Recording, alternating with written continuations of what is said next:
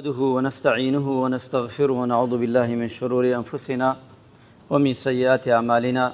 من يهدي الله فلا مضل له ومن يضلل فلا هادي له أشهد أن لا إله إلا الله وحده لا شريك له وأشهد أن محمدا عبده ورسوله يا أيها الذين آمنوا اتقوا الله وقولوا قولا سديدا يصلح لكم أعمالكم ويغفر لكم ذنوبكم ومن يطع الله ورسوله فقد فاز فوزا عظيما. السلام عليكم ورحمة الله وبركاته. ومدوار لپروردگار طاعت و عبادتی همو لایکمان وربگری إن شاء الله لما نگپی روزدا خواهی گورا قلمی عفو بیت سرتاوان و گناحی همو لایکمان لمردوکان من خوش ببه جیان من بو خوشتر و چاکتر بکا إن شاء الله تعالى. مسلمان برێزەکان لەو تاری ئەمڕۆدا باستی یەکێ لەو کارە گەورانە دەکەین ئینسانی ئیماندار لە مانگی ڕەمەزانی پیرۆزدا دەستی پێوە بگرێ، چونکە پێغەمبەری نازدار صلی الله عليه وسلم زۆر بایەخی پێداوە ئەجر و پاداشتی لای خوای گەورە چەند قاتە بە تایبەتی چونکە لە مانگی ڕەمەزانە ئەنجامی ئەدا. ئەگەر تەماشای قورئان بکەین ئاەت تێوەرگرین لەم بابەتەی ئێمە باسی کە بەخشین ئەکەین، واتە ئینسانی ئیماندار ببەخشێ لەم مانگەدا، چونکە پێغەمبەری خوا صلی الله عليه وسلم ئاگادارمانە کاتەوە، خوای گەورەش ئاگادارمانە کاتەوە. مثل الذين ينفقون أموالهم في سبيل الله كمثل حبة أنبتت 7 سنابل في كل سنبلة 100 حبة والله يضاعف لمن يشاء والله واسع عليم. ئەگە تەماشاکەین پەروەردگار نمونەیەکی جوانمان بۆ دێنێتەوە لەسەر سەدەقە و چاکە. هەر تۆ ئەو گەنمە جۆیە ئەیوەشێنی خۆی یەک دانەیە ئەبێتە حەوت، هەر دانەیەکشی 100 دانە دەگرێ، 100 گوڵ دەگرێ. خوای گەورە باسی ئەمەمان بۆ دەکا، واتە 1 بە 100 ئەگرێ دانیوەڵە، دواییش تەماشاشکەی 1 بە 700 ئەجر و پاداشتەکەی دێتەوە، چونکە 1 بە 7 هەر دانەیەکشی حەساب کە بەدە ئەچێتە 700. ئەگە بە حەسەنەش حەساوی کە هەیە 1 دانە ئەکا. بەڵام پەروەردگار لەیرا فەرمێ والله يضاعف لمن يشاء، لەمە زیاتر، لەمە ئەجر و پاداشتەکەی گەورەتر خوای گەورە بۆی زیاکە، یعنی لە 700ەکەشا ڕاناوەستێ. بۆی عولەمایانە فەرمن ئەوە مەبەستی عیبادەتی سەدەقەی مانگی ڕەمەزانی پیرۆزە کە خوای گەورە زیادی بۆی دەکا. لمن يشاء ئیتر ئەندازەیە خوا خۆی ئەزانێ چەنێ زیایەکە بۆ مرۆڤە کاتێ ئەبەخشێ لە پێناوی خوای پەروەردگاردا. ابن كثير أفرمي رضا ورحمتي خوای لێبێ تەفسیری دەکام ئایەتە فەرمێ ئەم خوای گەورە باسی ئەومان بۆ دەکا بە ئەندازەی گوڵە گەنیمێ هێنێتەوە. ئەفەرمێت ئەمە وەک ئەوەیە وایە ئینسان کاتێ دەچێتە بەر باران چەنێ باران لێدا، ئینسان ناتوانێ حەسابی بکات چەنێ باران ئەدا لە تۆ. ئینسان کاتێ جلەکەی پیس دەبێ، زۆر یعنی پیس بێ، ناتوانی بیدۆزیتەوە چەند قەترەدایە لە جلەکەت. ئەم پیاوە بەڕێزە ئەفەرمێ بە ئەندازەی باران کە ئەدا لەو مرۆڤە، بارانێکی سەریع، ئیتر بزان چەند قەترە لێ ئەدا، ئەتوانێ بیژمێری ناتوانی. کەواتە ئەفەرمێ کە ئینسان خەیری کرد پاداشتەکەی لە ژماردن نییە، ئەو ژماردشە بۆ ئەوەیە هەر من و تۆ کەمێ مێشکی ئێمە عەقڵی ئێمە ڕایکێشێ بزانێ کە تۆ بزانی خەیر و پاداشتی ئەم کارە زۆر گەورەیە. پێغەمبەری خوا صلی الله عليه وسلم لیان پرسی، فەرموویان ئەی الصەدەقەتی ئەفضەل، ئایا ئەی پێغەمبەری خوا چی خێرێک چاکە باشە؟ فەرمووی فەقال صەدەقەة في رەمەضان، بەخشینێ باشە لە ڕەمەزانە بێ، بەخشینێ باشە لە ڕەمەزان. خۆی بەخشین هەر باشە ببەخشی، بەڵام کامنی ئەفضەلە، چاکترە، باشترە. پێغەمبەر گیان فەرمووی عەلەیهی سەڵات وەسەلام لە ڕەمەزانە زیاتر و چاکترە کە ئینسانی ئیماندار ببەخشێتیایە. صفەتی پێغەمبەرش وا بووە صلی الله عليه وسلم كان أجود الناس وأجود ما يكون في الرمضان. ئەگە تەماشاکەی پێغەمبەری خوا زۆر سەخاوەت بووە لە ڕەمەزانە، خۆی هەر سەخاوەتی هەبووە طەبیعەتی، بەڵام لە دوای ئەمە لە ڕەمەزانە زیاتر سەخاوەتی این کردووە بەرامبەر هەژاران و لێ قەوماوان. ئەبێ ئینسانی ئیماندار و مسلمان بزانێ، چونکە بەخشین کە ئەبەخشی لە پێناوی خوادا. ئیمامی شافعی ئەفەرمێ ڕەضا و ڕەحمەتی خوای لێبێ أحب للرجال زيادة بالجود في رمضان عليه يكل السنة كاني في غمري إخوة صلى الله عليه وسلم بابن بي لرمضان أويا وقت في غمري إخوة صلى الله عليه وسلم سخاود بي بتايبتي لرمضان بتايبتي لرمضان أم سنة زنيكي توبو خود إتر هر كسي هر مروفي باندازي خوي كا أجا زكاتي هبي أجا صدقة بي أجا خير بي زكاتك واجب أبي بيدا بلام صدقك أبي إنسان چند زياد بدا بو خوي چاكتره بو خوي باشتره لحاجة الناس فيهم إلى مصلحتهم چونك أما بو خلقي سودمنده هند عبادت مانه تايبته بخوت بيكي خيري خوته نيشي كي شري خوته بلام هند عبادت مانه بيكي خير بو خوت بو دور بركت هيك لوانا زكاة هيك لوانا صدقة تو اگر سيسا صدقة بدي يان زكاة بدي او زكاة خيري دنيا وقيامته بلام اگر نيدي بو خود خرافه وبو مسلمانانش لبالي تو دا مسلمانان هجاري زيادة به صدقة شوية اگر ايما يارمتي يك ندين دست يك نقرين اگر ايما خير وخيرات نكين او كاتب تأكيد دورو بر منظره ركا خو مانش لويا كم خير بين لقيامته وقت صدقة بلام وقت زكاة او عقوبيتي آيه خو بنامان بدا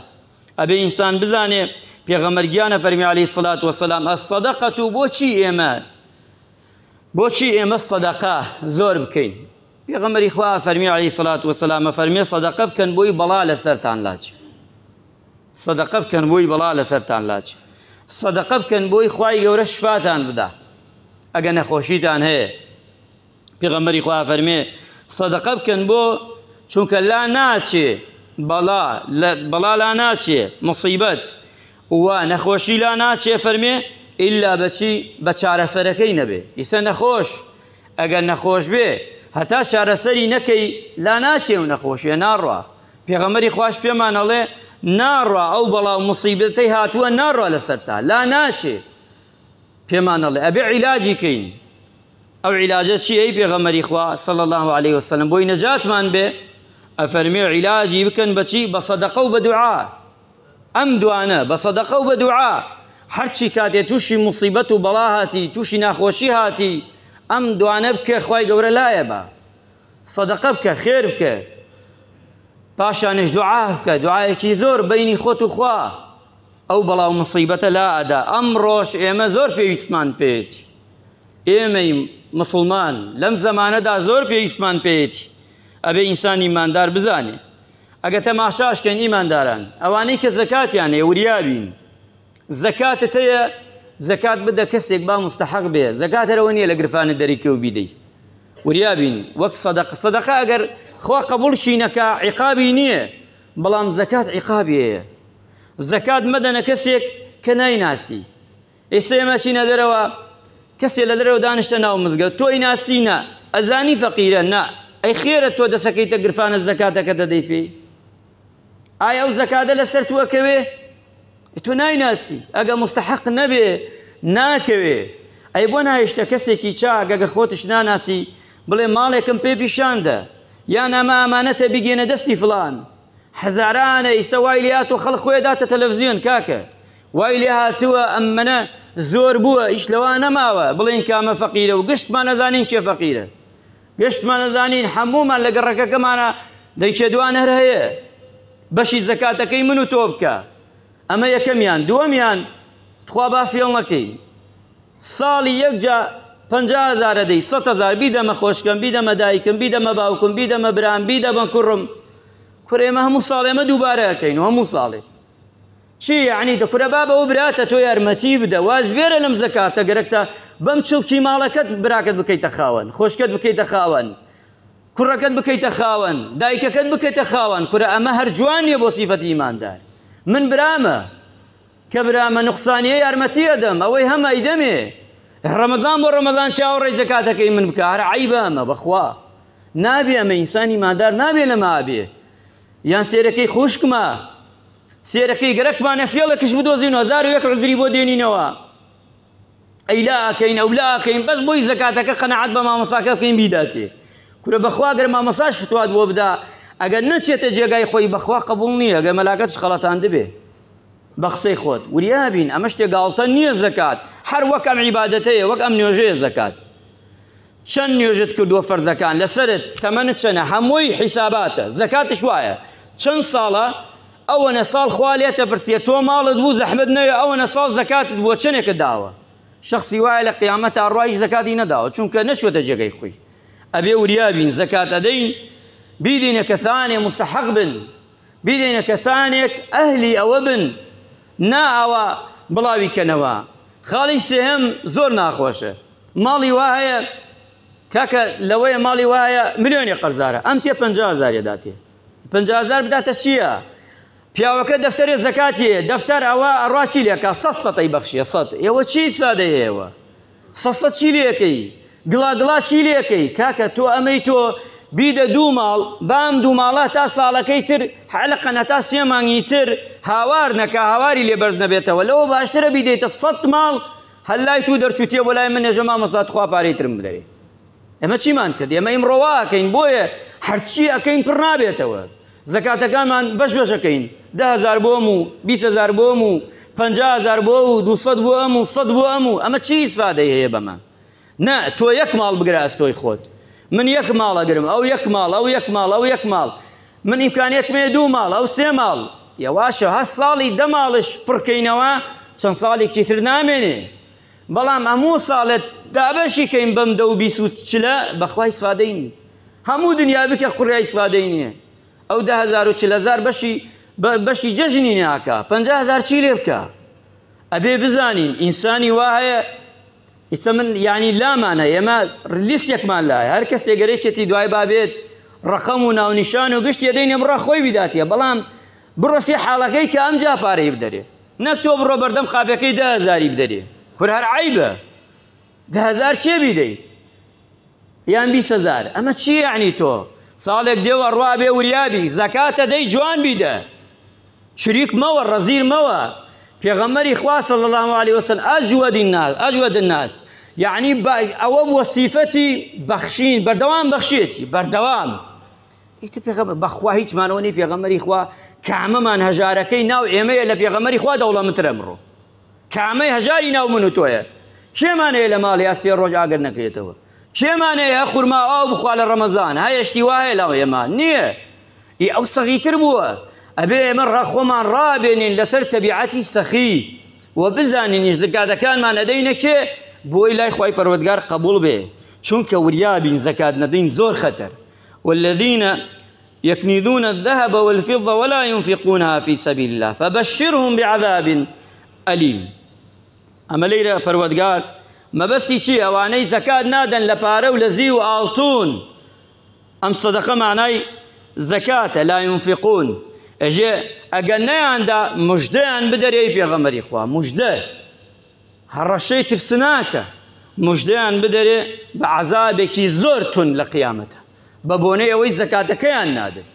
ئەم کوردستانە ئەگەر زەکات بدا فەقیر نامێنێ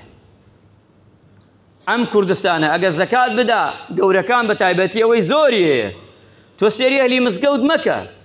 4 دینارەدا ئەمەی خۆمان کە مسلمانان خوالیان بەزیا کایدن ئەوەشی کە دەستی هەژار و نەدار و لێ قەوماوەگری ئەهلی مزگەوتە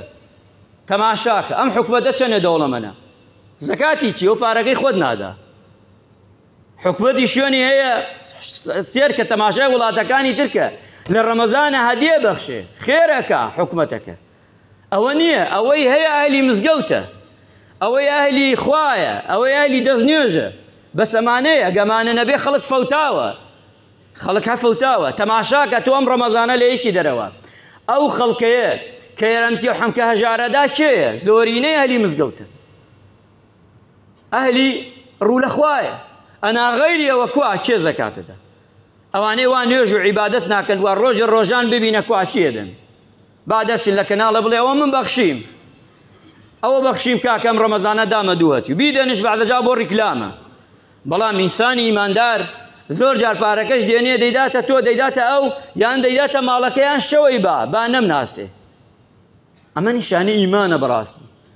ئەمە دەستخۆشیە بۆ ئەوانەی کە خەیر و سەدەقە و زکاتەکانیان ئەدەن بەڕاستی ئەبێ بزانین پاداشتی سەدەقە و خەیر چیە ئیمانداران پێغەمبەر گیانە فەرمی عەلەیهی سەڵات وەسەلام لە قیامەتا غورفانێکن ماڵانێکن قەسرانێکن قەسر و ماڵ هەیە هەر کەسێک ئەگە تەماشا بکەین پێغەمبەری خوا فەرمی عەلەیهی سەڵات وەسەلام کە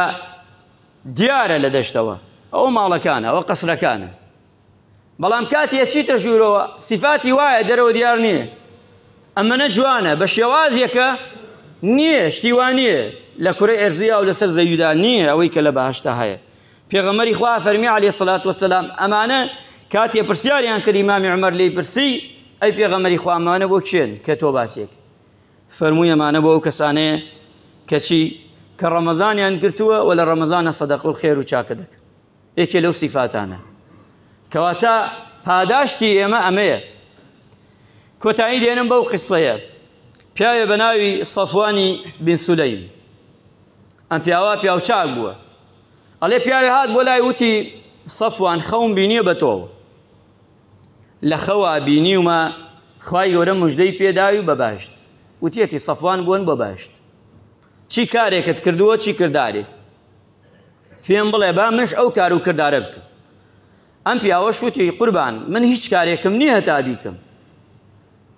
چی سەیری خۆمەکەم هەر وەک جاران موشتی وام نییە وتی فکر کەرەوە لەم ماوە بزان چیت کردووە چی کارێکت کردووە من ئەم خەوە باشەم بینیەوە پێت چونکە ئێمە زۆر جاروین خەوێک دەبینین بە خۆمانەوە گە خەیری بێ سوپاسی خوایە بێ خوانەکە ئەگرە بەلایەکی ترابێ ئەڵێن بڕە خێرێ بکرد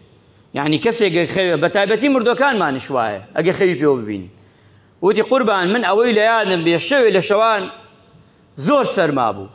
بەرەو مزگەوتە چووم درەنگێ بوو بینیم کەسێک لە ڕێگا دانیشتووە ئەمە کەسێکە زۆر سەرمایەتی زۆر سەرمایەتی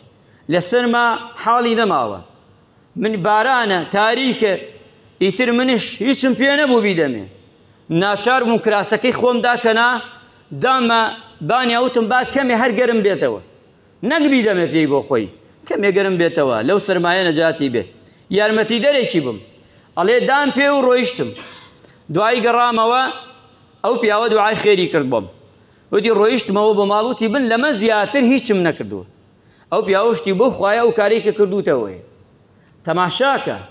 زۆر گرنگە ئینسانی ئیماندار نازانی چە ئێمە بەچی داخلی باشتە بین ئەگەر بە کردداری خۆمان بێ کەس نازانێ لەوەی یارمەتی هەژارێ بدەی لە نەهامەتیە دەری بکەی ئەو لەوەیە ئەوە بتباتە باش کە بەکارێکی تر نەبێ خوای گەورە ڕەحمە مولایەتمان بکە عاقبەت خێرمان بکە و لەشمان ساغ بکە عیبادەتمان لێ قبوڵ بکە یا ڕەبی یا ئەڵڵاه خوای ڕەمەزانمان لێ